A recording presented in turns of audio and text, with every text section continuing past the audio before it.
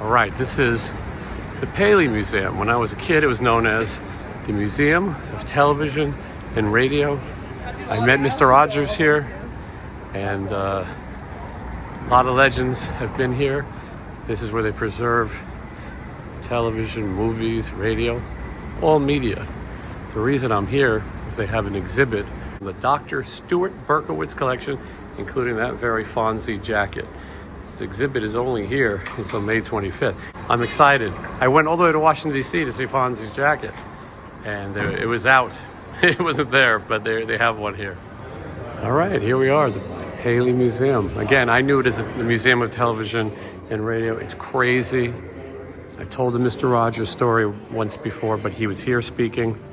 We went right out here. He signed a couple autographs. Me and my friends were a little crazy.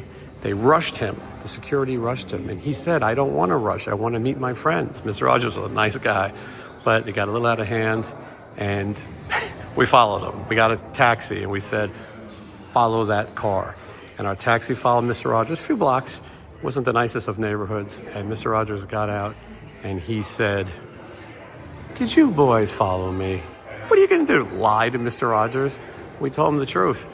We followed you. And he said, I'm glad you followed me. Now we have some time to talk. They didn't let us talk. And what an incredible man. What an incredible warm spirit. And as a child growing up with Mr. Rogers, what an incredible memory. And I'm so fortunate that I had it. And so it all started right here. And then the infamous pursuit, hot pursuit. I'll show the picture so you guys can see it.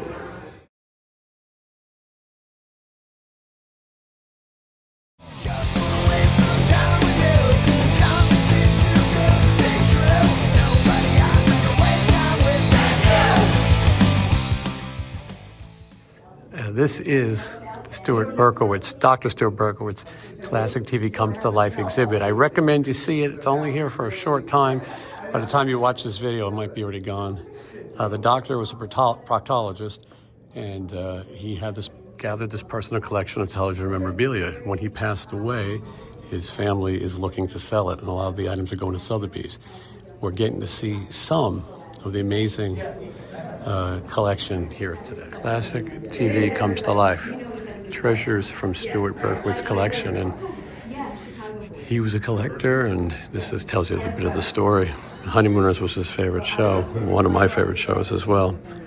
Passed away last year. His dream was for other people to get to see this, which is great because there's a lot of private collectors who don't share their love for these items. They lock them away. But let me give a quick look at some of this stuff in this room. For a TV fan like me, this is incredible. So, starting here with Lucy and Ricky. This is from, here's Lucy, the Lucy outfit. And Ricky's outfit, which is from I Love Lucy. What I like here, by the way, is that they are very honest about what's real and what came from where. So here, looking at the Honeymooners, can you believe it? Take a moment. And hello, Bo, chef of the future.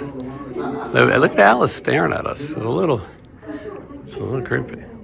One of these days, Alice. Bang, zoom. Couldn't say those things on TV anymore.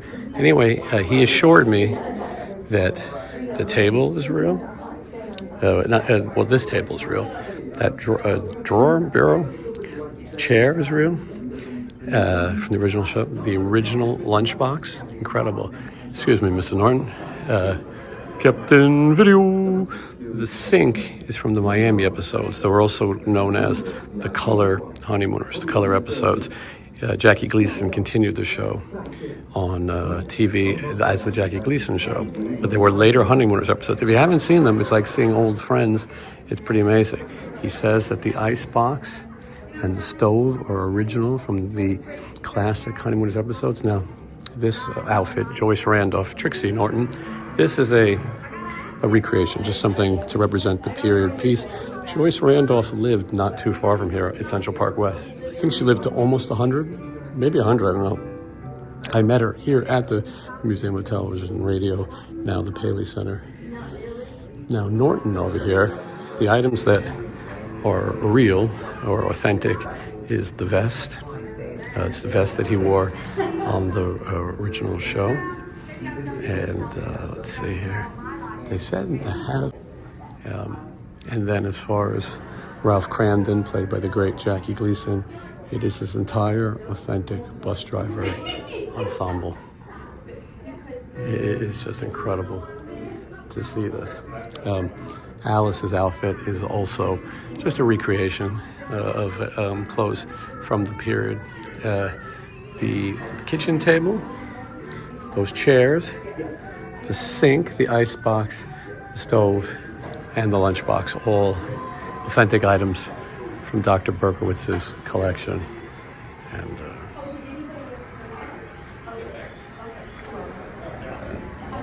strange seeing it in color. We remember watching the Honeymooners in black and white. It's amazing. Ed Norton was one of my favorite characters in the entire history of television. It's very cool. Now, over here, they show clips of some of the different things, and they're showing the Tonight Show desk, which is here, and we'll see it in a minute. Now, right there is Captain Merrill Steuben, who I've also met, Gavin MacLeod. He's no longer with us. But this is the authentic ship railing section from the Love Boat. How cool is that? And then this outfit here is an authentic formal suit, tuxedo shirt and tie with a replica hat. So the hat is not authentic, but there he is, television legend, Gavin MacLeod. By the way, just to show you how amazing it is, there's the outfit Ricky is wearing. Oh, there's William Frawley. But if you look at the outfit that Ricky is wearing, it is the same outfit. It's right there. All right, so we got the Love Boat railing, authentic Love Boat railing section, outfit. And then we come over here to the Tonight Show. And you can sit at the same desk as Johnny Carson. The Tonight Show from 1962 to 1992.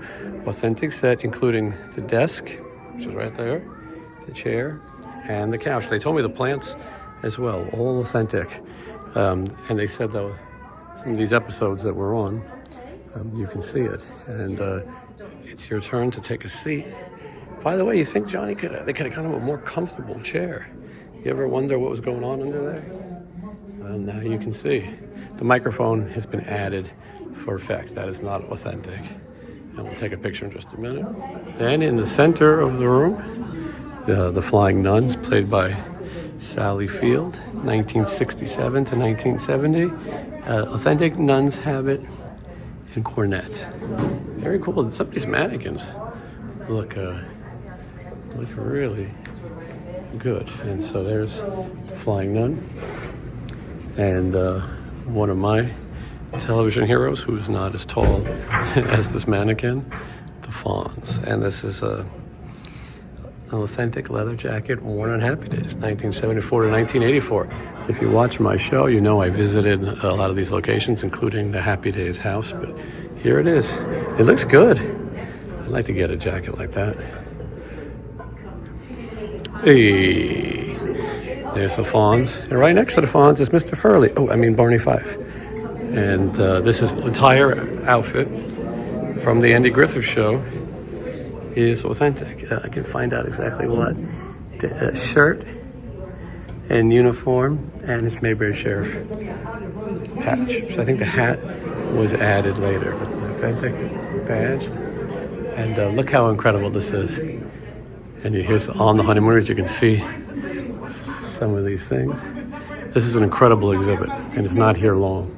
So if you want to see it, you better get down here and support this museum. A really great place. You can come and watch TV shows, movies, and other things of media. It's so great that they matched it up. There's Lucy's outfit from Here's Lucy. And there it is right there. It's pretty incredible. It was brighter back then. They don't have that outfit, but there it is. Nuts. The nicest guy in show business, basically. He's not bad. But she is that tiny. Yeah, great. Look at that. Andy Griffith just happens to be on this episode.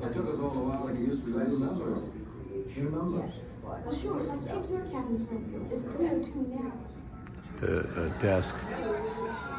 I believe this was Johnny's last episode, May 21st, 1992. And we just saw that desk and that couch and the chair. And allegedly, I want to make sure that we know that the vest is accurate and the hat. Because there's no difference between Incredible. Yeah, I'm so glad that this stuff is on display for everyone. Dr. Berkowitz had it in his collection. He enjoyed it. They said it was always his wish that other people enjoy it too, and I certainly am. So this is where you enter the exhibit, and turns out Dr. Berkowitz was a proctologist, of all things. I said, ain't that a kick in the ass? But it was his wish for people to share his collection. The problem is, and he passed away, his things were spread out all over many warehouses, and a lot of his things are being sold. His cars and things of famous TV shows, unfortunately, are going to be sold, and who knows if anyone will let them display it. No one really knew exactly how this ended up here, at least not the people I spoke to, but we're so lucky that we get to see it. It's a shame when people die, you don't know where your stuff is going to go. A little bit of a bonus, here's some original authentic audience seating. Now this is maybe from a different collection, and here some original Al Hirschfeld. I believe these are Al Hirschfeld artwork. I don't want to say that, maybe it's not. But anyway, some original artwork. There's Jay Leno, there's Johnny Carson, and there's David Letterman, who by far is my favorite of the three. Today's screenings. And you can come here anytime and say they're showing Where the Wild Things Are, Really Rosie, The World of Maurice Sendak.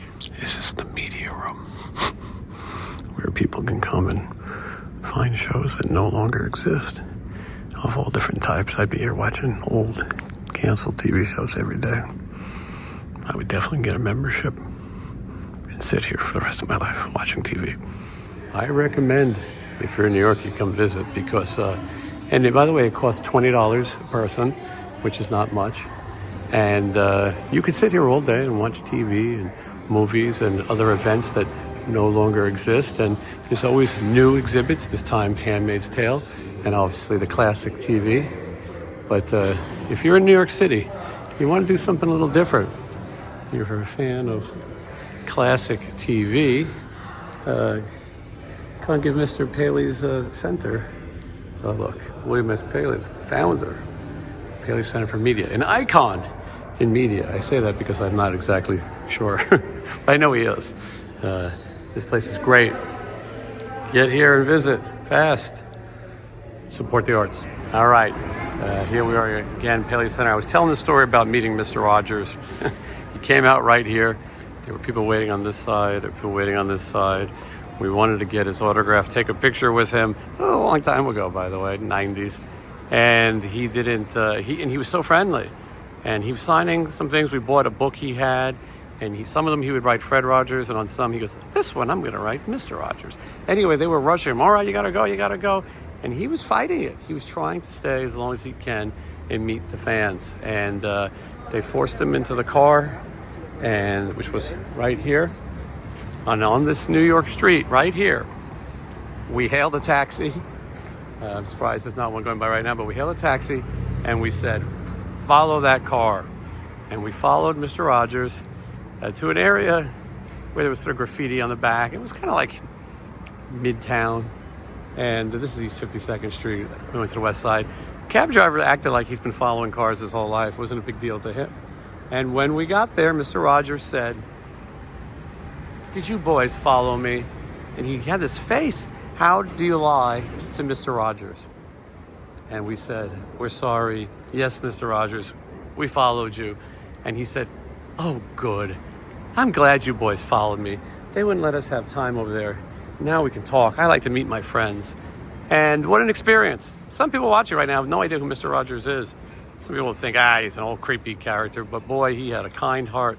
And if you research Mr. Rogers or watch the movies about him, he did a lot for humanity. He did a lot for people, and he was a cool cat, Mr. Rogers. And anyway, what an experience! I'll never forget meeting him. And I wrote him once to tell him about that experience. He sent me back a letter that I should show right here, so you can also see that experience. But anyway, that all happened right here.